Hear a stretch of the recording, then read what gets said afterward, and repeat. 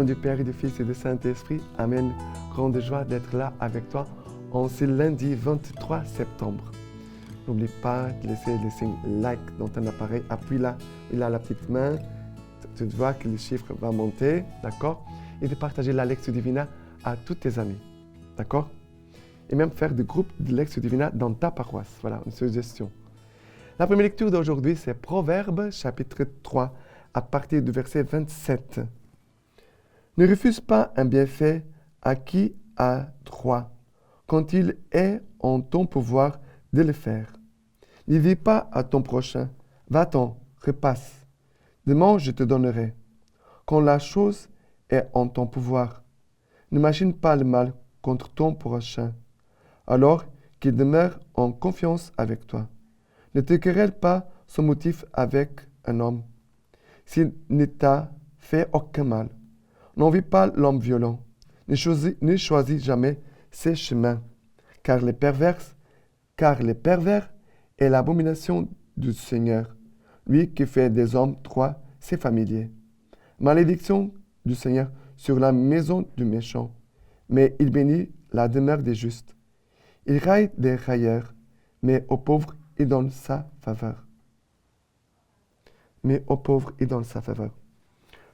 Il commence par dire, ne refuse pas un bienfait à qui a droit, quand il est en ton pouvoir de le faire.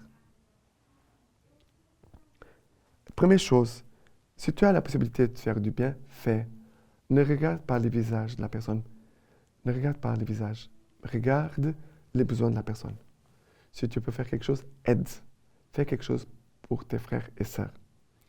Après, deuxième chose, n'imagine pas le mal contre ton prochain.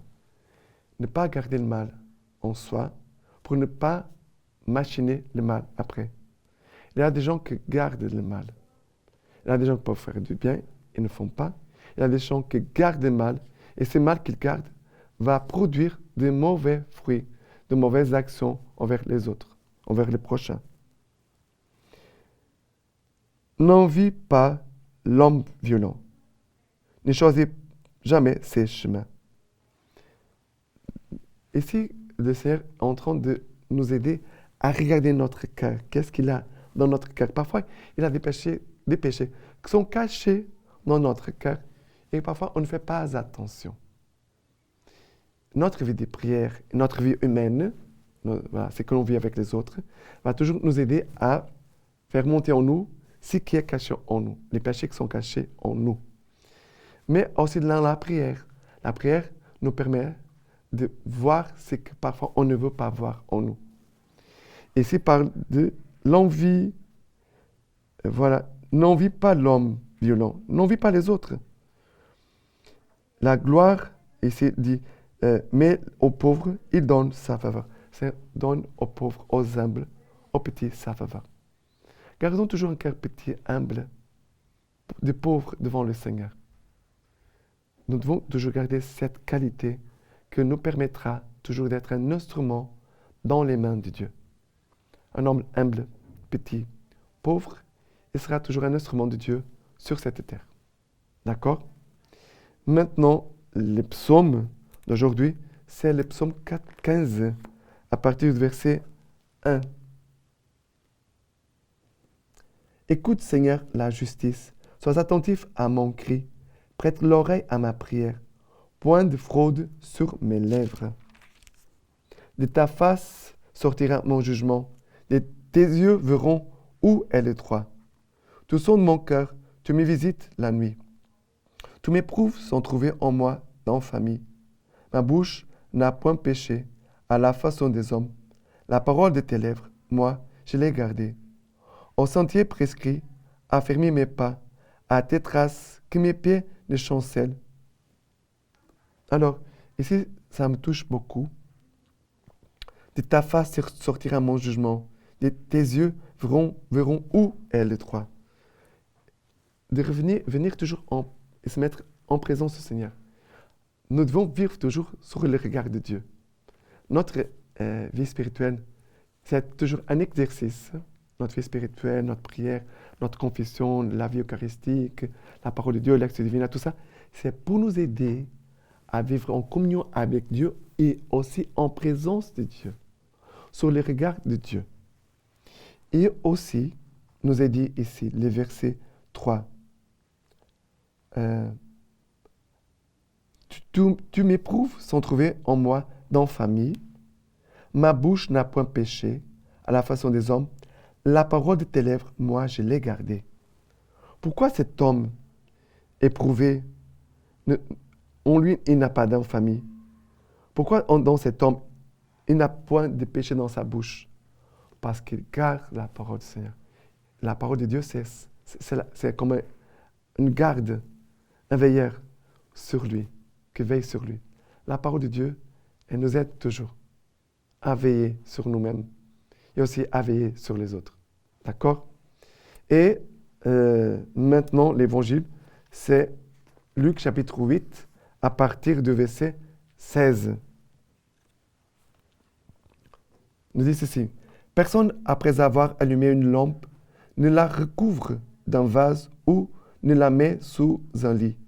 On la met au contraire sur un lampadaire pour que ceux qui pénètrent voient la lumière, car rien n'est caché qui ne deviendra manifeste. Rien non plus n'est secret qui ne doive être connu et venir au grand jour. Prenez donc garde à la manière dont vous écoutez, car celui qui a, on lui donnera, et celui qui n'a pas, même ce qu'il croit avoir, lui sera enlevé. Mais ici, ce qui me touche, c'est on la met, la lampe, on la met au contraire sur un lampadaire pour que ceux qui pénètrent voient la lumière. Jésus, il est la lumière. Jésus, il est la lumière.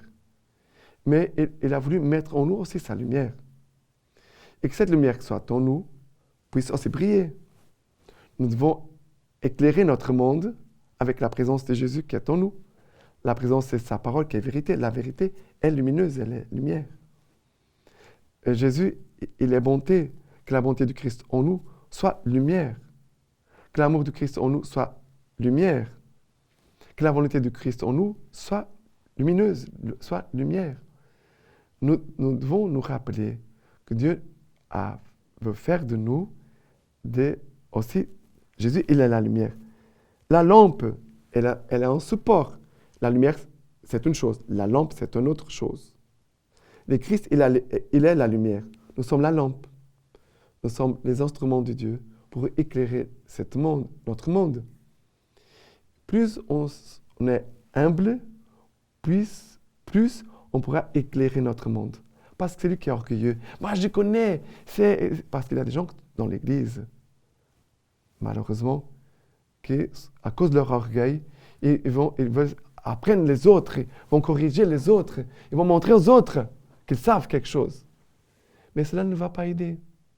Parce que si la connaissance ne va pas avec l'humilité, on ne va pas transmettre véritablement Jésus-Christ. On va peut-être mettre dans la tête des gens une idée, mais cette idée ne deviendra pas amour en eux. Ce qu'on enseigne, ce qu'on montre aux autres, c'est pour que cette connaissance puisse se transformer en amour envers Jésus et envers les autres. Et cet amour qui transforme notre vie. Ce n'est pas la connaissance seulement la connaissance qui transforme notre vie. Il y a beaucoup de gens qui connaissent les choses et qui ne pratiquent pas.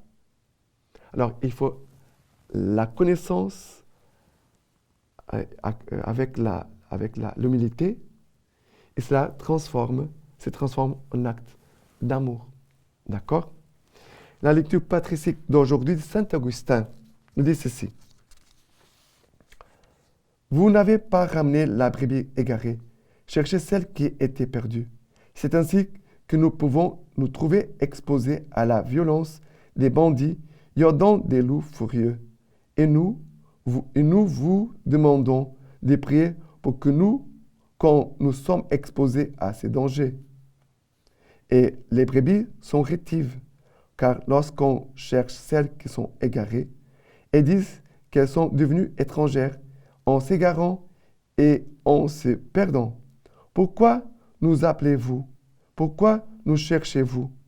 Comme si la raison pour laquelle nous les appelons et les cherchons, n'était pas justement qu'elles sont égarées et qu'elles se perdent? Si je suis égarée, dit-elle, si je suis près de mourir, pourquoi m'appelles-tu? Pourquoi me cherches-tu? C'est parce que tu es égaré que je veux te rappeler. Parce que tu vas à ta perte que je veux te trouver. C'est ainsi que je veux m'égarer. C'est ainsi que je veux périr. Maintenant, je vous laisse la bénédiction par les mains toutes pures de la Vierge Marie. Dieu Tout-Puissant vous bénisse et vous garde, le Père, le Fils et le Saint-Esprit. Amen.